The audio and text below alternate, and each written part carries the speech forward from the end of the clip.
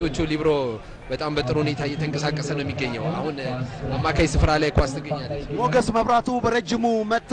በነገራችን ላይ ይሄ ጨዋታ ክፍለ ጊዜ የሚሸፍነው የመጀመሪያው 15 እንደገና ሸዋፈራው አርቲስት ሸዋፈራው በረጅሙ መታ። ሆኖም አሁንም ግብ ጠባቂው አቶ አንበሳው ነው አወጡ። ቀደም ብዬ እንደገለጽኩላችሁ አቶ አንበሳው የአንደኛም ሆነ የሁለተኛ ደረጃ ትምህርታቸውን ጎንደር ባጼ ቴዎድሮስ ትምህርት ቤት ነው የተማሩት። የመጀመሪያ ዲግሪያቸውን በፊዚካል ኤዱኬሽን፣ ሁለተኛ ዲግሪያቸውን በአትሌቲክስ ኮቺንግ ነው የሰሩት። አቶ አንበሳው ባለትዳር ናቸው። የአንድ ልጅም አባት ናቸው። በግራ መስመር ላይ የማዕዘን ምቱን አሁን እንደገና አሁን የኢትዮጵያ ፉትቦል ፌዴሬሽን አቶ ሳሉ ይገኛሉ። አቶ ሳሉ ተቀይሬ ይገባል። ማንን ሊቀይሩ ነው? አቶ ሳሉ አማካይ ስፍራ ላይ ይጫወታሉ። አቶ ሳሉ እሺ፣ እስኪ ምናየው ነው። በነገራችን ላይ እሳቸው ከዚህ በፊት በአሰልጣኝነት ሰርተዋል። ጅማ በሚገኙበት ወቅት ማስተማሪነት ጊዜ አሰልጣኝ ሆነዋል። ይሄንንም ቡድን በአሰልጣኝነት ነው እየመሩ የሚገኙት። ተጫዋች ለመቀየር ነው በዝግጅት ላይ የሚቀየሩት ደግሞ ታችን ላይ የሚቀየሩት የገቢዎች ሚኒስተር ናቸው። እየተቀየሩ ያሉት አቶ መላኩ ፈንታ ናቸው። አቶ መላኩ ፋንታ ሊቀየሩ እያሟሟቁ ነው። በነገራችን ላይ አቶ መላኩ ፋንታን በነገው ጨዋታ ትላንትና አግኝተናቸው በነገው ጨዋታ የትምህርት ሚኒስቴር ዴታ አቶ ዶክተር ካባ ኡርጌሳን ቀይረው ነው የገቡት። የገቢዎች ሚኒስቴር አርቲስት ፋንቱ ማንዶዬም ተቀይሮ ወደዚህ የመጣ ነው። አርቲስት ፋንቱ ጨዋታው እንዴት ነበር? በጣም ቆንጆ ነው። ያው እንዳያችሁት በከባድ እየተጫወትን ነው።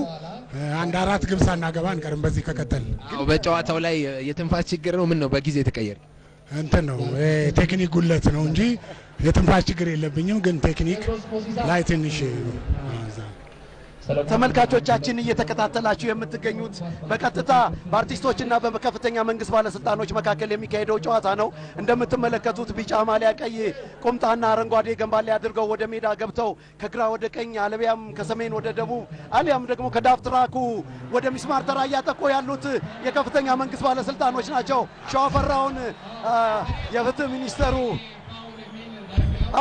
ሚኒስተሩ ላይ ፋውል ተሰርቷል። በነገራችን ላይ የትምህርት ሚኒስቴር ዶክተር ካባ ኡርጌሳ ተቀይረው ወጥቶ አቶ መላኩ ፋንታ የገቢዎች ባለስልጣን ዋና ዳይሬክተር በሚኒስትር ማዕረግ ገብቷል። ትናንትና አግኝቻቸው ልምምድ ላይ እንዴት ነው አሁን ፊት ለፊት በአርቲስቶች በኩል ሁለተኛው ቢጫ ካርድ ነው የታየው። ሁለተኛው ቢጫ ካርድ ሸዋፈራው ላይ ነው።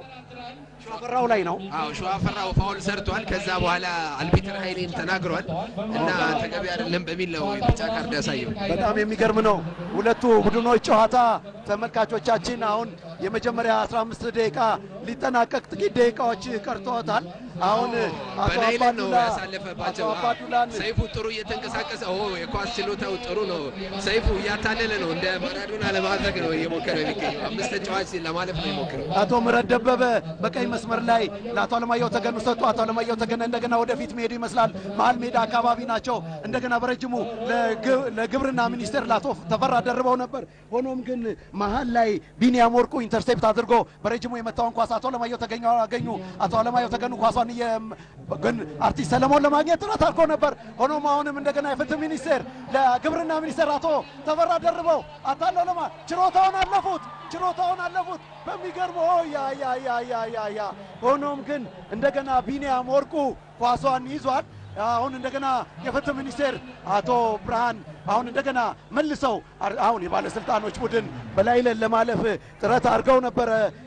አቶ ተፈራ ደርበው የግብርና ሚኒስቴር አሁን ሞገስ መብራቱ በግራ መስመር ላይ ለአርቲስቶች ኳስ ለደረጃ ኃይሌ ሰጥተው ኮሜዲያን ደረጃ ኃይሌ ወደፊት የሚያታለው የሚያልፍ ይመስላል። ሆኖም መልሶ ለሞገስ መብራቱ ለቀቀለት። ሞገስ መብራቱ በረጅሙ መታ።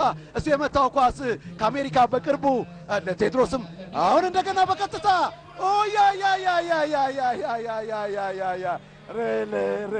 ሬሌ አክርሮ በጣም ጥሩ ኳስ ነው። ሰለሞን ቦጋለ፣ ቴድሮስ ለገሰ፣ ቴድሮስ ሞሲሳ፣ ሞገስ መብራቱ የመሃሉን መስመር ተቆጣጥረው አስደናቂ እንቅስቃሴ እያደረጉ ነው ያሉት። በነገራችን ላይ ጨዋታው ሞቅ ደመቅ እያለ ነው ያለው። የአርቲስቶች አሰልጣኝ አስተባባሪ የሆነው ሰራዊት ፍቅሬም ሌላ ቅያሪ ለማድረግ አራተኛ ዳኛውን እያናገረ ነው የሚገኘው። ሁሉም በስታዲየም ውስጥ የሚገኘው ተመልካች በኳስ ችሎታቸውና በእንቅስቃሴያቸው እየተደሰተ ነው የሚገኘው። አሁን አርቲስት ሸዋፈራው ኳስ ይዟል። አዎ ቴድሮስ ከጨዋታ ውጪ ነው ብሏል። የመስመር ዳኛው ኢንተርናሽናል አልቢተር የቀድሞው ኢንተርናሽናል አልቢተር ተስፋዬ ኦሜጋ አሁን በጣም የሚገርም ሁኔታ ስታዲየም ውስጥ የሚገኙት ተመልካቾች ሁለቱንም ቡድኖች ያበረታታ ነው።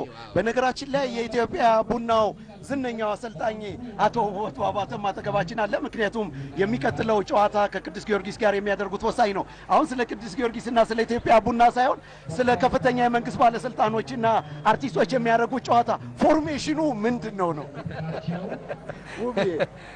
ያው የመንግስት ባለስልጣናቱ አሉ ብዙ በመከላከል ላይ ያዘነበረ ፎርሜሽን ነው ማለት። በነገራችን ላይ ዶክተር ደብረጽዮን ገብረ ሚካኤል የመገናኛና ኢንፎርሜሽን ሚኒስትር ወጥተው ተቀይረዋል። እና በአርቲስቶቹ በኩል ደግሞ ብዙ ወደ ማጥቃት ያዘነበለ አሰላለፍ ነው እያየሁ ያለሁት። በሁለቱም በኩል ያለው ነገር ግን የሚያስደስት ነው። ጨዋታው ያዝናናል በጣም እናመሰግናለን። የሁለተኛውን ጨዋታ በኋላ ላይ አብረን እንነጋገራለን። ውብዬ ተመልካቾቻችን እየተከታተላችሁ ያላችሁ ከጊዜያዊ ስቱዲያችን የአንደኛውን ዓመት የህዳሴ ግድብ ምክንያት በማድረግ በቀጥታ እየተላለፈላችሁ በአዲስ አበባ ስታዲየም የሚገኘውን ፕሮግራም እየተከታተላችሁ ትገኛላችሁ። ሰይድ ኪያርና መሰለ መንግስቱ እግር ኳስን በሬዲዮ ተመልከቱ መሃላችሁ ተገኝተን በቀጥታ እያስተላለፍንላችሁ ነው። አሁንም ጥፋት ሰርቷል። ሸዋፈራው መጠንቀቅ አለበት። በሁለት ቢጫ ቀይ አልሰጠውም፣ ሰጠው በሁለት ቢጫ አዎ። ግን ቴድሮ ሸዋፈራው አዎ። በነገራችን ላይ ተመልካቾቻችን አርቲስት ሸዋፈራው ደሳለኝ የመጀመሪያ ቢጫ ነበረበት። ሆኖም ሁለተኛ ቢጫ ተመዞበት አትሌት ኃይሌ ገብረስላሴ ሁለተኛ ቢጫ ካርድ መዞ አስወጥቶታል። በጸጋ ተቀብሏል። በነገራችን ላይ የቡድኑ አምበል አርቲስት ሸዋፈራው ደሳለኝ ነው። አምበል በቀይ ሲወጣ እንዴት ተናዷል። አርቲስት ሸዋፈራው በሁለት ቢጫ በመውጣቱ አትሌት ኃይሌ ጨዋታው ፍጹም ንክኪ በሌለው ሁኔታ እንዲሄድ ነው የፈለገው።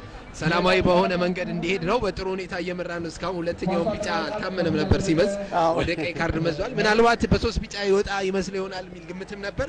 ነገር ግን አልተሳሳተም። ኃይሌ በሁለት ቢጫ በቀይ በሁለት ቢጫ አስወጥቷል። በነገራችን ላይ ተመልካቾቻችን ቀደም ብሎ እንደተገለጸላችሁ ኃይሌ ገብረስላሴ የውድድሩ መሃል አልቢትር ነው። እንዲሁም ተስፋዬ ኦሜጋና ፍስሐ ገብረ ማርያም በረዳት አልቢትርነት አላቸው። በረጅሙ የተመታውን ኳስ አቶ አንበሴ አሁንም ተወርውረው እንደምንም ኳሷን ይዘዋታል። በአየር ላይ የመጣቸውን ኳስ በደረታቸው ከያዙ በኋላ የለጓትን ኳስ አሁን ለማርቆስ ለአርቲስት ማርቆስ ለአርቲስቶች ግብ ጠባቂ ደረሰ። ሰማያዊ ማሊያ አረንጓዴ ስትራይፕ ያለው ነጭ ቁምጣ አድርጎ በረጅሙ መታ። አርቲስት ኮሜዲያን ደረጃ ኃይሌ ይዟል። 6 ቁጥር ማሊያ ነው የለበሰው። ሆኖም እንደገና በደብል ፓስ አጣለው ለማለፍ ጥረት አደረጉ። አቶ ምረት ደበበ ያዙ። አቶ ምረት በነገራችን ላይ በህይወቶት በጣም ያዘኑበት ቀን መቼ ነው ብያቸው ነበረ። ግልገል ግቤ ቁጥር 2 በድንገት አሁን አሁንም እንደገና አቶ አለማየሁ ተገኑ።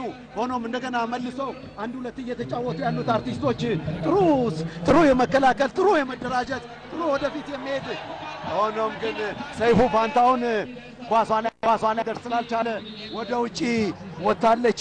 እየተከታተላቸው የምትገኙት የአንደኛውን ዓመት የህዳሴ ግድብ ምክንያት በማድረግ በአዲስ አበባ ስታዲየም እየተካሄደ የሚገኘውን የአምባሳደሮች የአርቲስቶችና የኢትዮጵያ ከፍተኛ ባለስልጣናትና ሚኒስቴሮች እያደረጉ የሚገኙትን ጨዋታ ነው።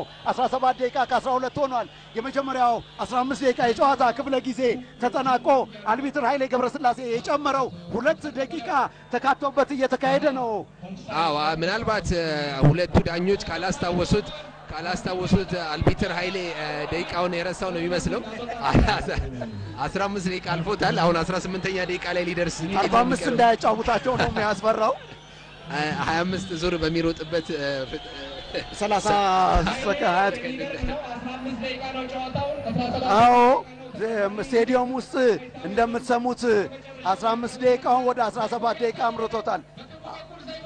ተመልካቾቻችን አሁን የሁለቱ ቡድኖች ጨዋታ የመጀመሪያው 15 ደቂቃ የጨዋታ ክፍለ ጊዜ ወደ መጠናቀቅ እየሄደ ነው። ሆኖም የአርቲስቶች ቡድን ቀደም ብሎ በጨዋታው መጀመሪያ 7ኛው ደቂቃ አካባቢ ባስቆጠሩት ጎል 1-0 እየመሩ ነው የሚገኙት። 15 ደቂቃ ተጫውተው 15 ደቂቃ አርፈው ሁለተኛውን የ15 ደቂቃ የሚጀምሩ ይሆናል። አሁን ዘጌት ብሎ በደረሰ መረጃ 5 ደቂቃ ተጨምሮላቸዋል እንችላለን ብለው 20 ደቂቃ ሆኗል ጨዋታው 40 ደቂቃ ነው በአጠቃላይ። ስለዚህ 18ኛው ደቂቃ ላይ ኃይሌ ትክክል ነው ማለት ነው። ነገር ግን ከተመልካቾች የተሰማው ነገር የሚያስገርም ነው። ኃይሌ ስለማይደክመው ሲሮጥ ያጫውታቸዋል እስከ መጨረሻው የሚል ነገር ነበር። ኃይሌ እስከ መጨረሻው ስለማይደክመው በሱ ልክ ያስተላልፋሉ ያለው ነው። በነገራችን ላይ አሁን የተመታውን ኳስ ዶክተር ከበደ ወርቁ ተደርበው አውጥተዋታል። እንደገና በቀኝ መስመር ላይ የሚጫወተው ቴድሮስ ለገሰ አሁን በረጅሙ መታ። እሱ የመታው ኳስ ሰለሞን ሞጋለ አርቲስት ሰለሞን ሞጋለ ለመሳት የሚከብድ ኳስ አርቲስት ሰለሞን በጓለ የሚወደድ ታዋቂ አርቲስት ነው እና ይሄን ኳስ ያለቀለት ኳስ ነበረ። ሁለተኛ ጎል አድርገው 2-0 የመጀመሪያውን 20 ደቂቃ ያሳርፋሉ ተብሎ ሲጠበቅ በግራ እግሩ የመታው ኳስ ለጥቂት የግራ ግቡን ቋሚ ታካ ወደ ውጭ ወጣለች። አሁን ጫና እያሳደረ ነው የሚገኘው የአርቲስቶች ቡድን በተለይ ከመሃል ሜዳ ጀምሮ አጥሮ እያጠቃ ነው የሚገኘው። ብዙ ግቦችን ለማግባት እየፈለገ ነው የሚመስሉት። ተመልካቾቻችን እየተከታተላችሁ የምትገኙት እግር ኳስን በቀጥታ ከአዲስ አበባ ስታዲየም የሚተላለፈላችሁን የህዳሴውን ግድብ አንደኛ ዓመት ልዩ ፕሮግራም ነው። በነገራችን ላይ ከአርቲስቶች ቡድን አምበሉ ሸዋፈራው በቀይ ካርድ በሁለት ቢጫ ወጥቷል። አቶ አለማየሁ ተገኑ ለግብርና ሚኒስቴር ተፈራ ደርበው አጣሉ አለፈ። ሆኖም 7 ቁጥር ማሊያ ለብሶ የሚጫወተው ቴድሮስ ለገሰ እንደምንም ለግብ ጠባቂው ማርቆስ ለቀቀለት። ግብ ጠባቂው ማርቆስ የጭንቅላት መጋጫ ብስክሌተኞችና ቦክሰኞች የሚያደርጉት ነው። ቦክሱን ጥሎ ወጥቷል። በነገራችን ላይ የሚገርመው ነገር የከፍተኛ የመንግስት ባለስልጣኖችና ሚኒስትሮች አንድ ተጫዋች ወጥቶም በአርቲስቶች በኩል በሁለት ቢጫ የመጀመሪያው 20 ደቂቃ ተጠናቋል መሰለ። ጨዋታው በአርቲስቶቹ 1-0 መሪነት ነው የተጠናቀቀው። ግቡን ያስቆጠረው ሰይፉ ፋንታውን ነው። በአጠቃላይ ስታዩ የመጀመሪያው 20 ደቂቃ እጅግ አዝናኝ ነበር ማለት ይቻላል። ማን ችሎታ አለው፣ ማን ጥሩ አይደለም፣ ማን ተንፋሽ አለው የሚለውን በጣም ያየንበት ነው ይመስል። ተመልካቾቻችን የመጀመሪያው 20 ደቂቃ የጨዋታ ክፍለ ጊዜ እንደምትመለከቱት ተጠናቆ 1-0 በመምራት እየወጡ ነው። ሜዳ ውስጥ ነው ረፍቱን የሚያደርጉት ያሉት። ከዚህ በቀኝ የደቡቡን በር ይዘው ከቀኝ ወደ ግራ አሊያም ከሚስማር ተራ ወደ ዳብ ትራክ ለማጥቃት ገብተው የነበሩትና 1-0 እየመሩ የመጀመሪያውን 20 ደቂቃ የረፍት ክፍለ ጊዜውን የወጡት የአርቲስቶች ቡድን የቀኙን የደቡቡን በር ይዘው ለረፍት በአሰልጣኝ ሰራዊት ፍቅሬ አማካኝነት ምክር እየተለገሳቸው ይገኛል። እንደገናም ደግሞ የደቡቡን በር ይዘው ወደ ሜዳ ገብተው ጨዋታቸውን በ11 ተጫዋቾች እየመሩ የሚገኙት የኢትዮጵያ ከፍተኛ መንግስት ባላገሩ አይድል ባላገሩ ሬከርድስ ከኢትዮጵያ ሬዲዮና ቴሌቪዥን ጋር በመተባበር ዘወትር ቅዳሜ ከ8 እስከ 9 ሰዓት የሚያቀርብላችሁ በድምፃውያን ተሰጥኦ ላይ የሚሰራ ልዩ ሽልማትና ልምድ የሚገኝበት የባላገሩ አይድል ዝግጅት ተጠናቀቀ። ባላገሩ ሬከርድስ የአይድልን ፕሮግራም ለማዘጋጀት ጨረታውን ካሸነፈ በኋላ ከሀገር ውስጥና ከውጭ ሀገር ከፍተኛ ትምህርትና ልምድ ያላቸውን ሙያተኞች በማዋቀር እናንተን ለማስደሰት ተዘጋጅቷል። በማንኛውም የዕድሜ ክልል ያላችሁ ከዚህ ቀደም የተወዳደራችሁም ሆነ ያልተወዳደራችሁ በአጠቃላይ የድምጽ ደረጃችሁን ማወቅ የምትፈልጉ ሁሉ መመዝገብ ትችላላችሁ። በዚህ ውድድር ከብር 300,000 በተጨማሪ የባላገሩ ቁጥር 4ን ዘፈን ከነሙሉ አልበሙ እንዲሁም ሌሎች ብዙ ሽልማቶችን ይዘን እንጠብቃችኋለን። እስቲ ላንጎራጉረው ትዝታን በዜማ እስቲ ላንጎራጉረው ትዝታን በዜማ ከ25 ያላነሱ ተወዳዳሪዎች ዕውቅና እንዲያገኙ የተወጠነ ሲሆን ከፍተኛ ልምድ የሚያገኙት ግን ብዙ ይሆናሉ።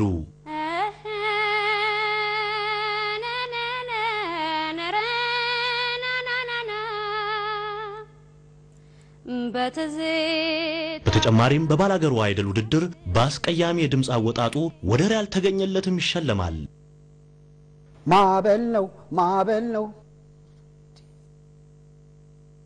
አፌ ላይ ነበረ ግጥሙ ቆይ የአዲስ አበባ ተወዳዳሪዎች ዘወትር ከሰኞ እስከ ቅዳሜ በስራ ሰዓት ብስራተ ገብርኤል አካባቢ ከደቡብ አፍሪካ ኤምባሲ አጠገብ አዶት መልቲፕሌክስ ህንጻ 5ኛ ፎቅ በሚገኘው የባላገሩ ሬከርድስ ዋና ጽፈት ቤት 2 ጉርድ ፎቶግራፍና የምዝገባ 50 ብር በመያዝ እንድትመዘገቡ እንጋብዛለን።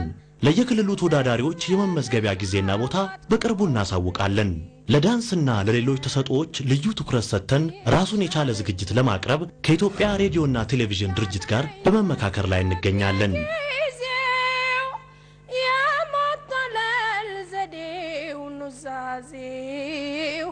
ሆኖም ግን የፊታችን ቅዳሜ ከ8 ሰዓት እስከ 9 ሰዓት የኃይልን አመጣጥ የሚያሳየውን ጥናታዊ ፕሮግራማችንንና ሌሎችንም መሰል ዝግጅቶች